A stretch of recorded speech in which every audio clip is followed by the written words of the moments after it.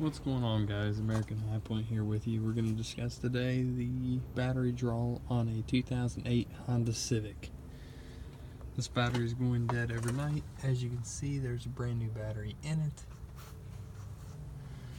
The culprit is actually the AC compressor clutch, which is on the front right down there.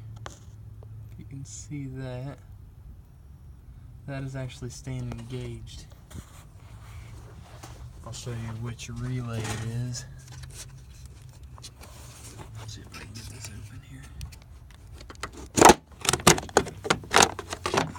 Alright, this relay right here, that is the culprit. It sticks. So thanks for watching American High Point.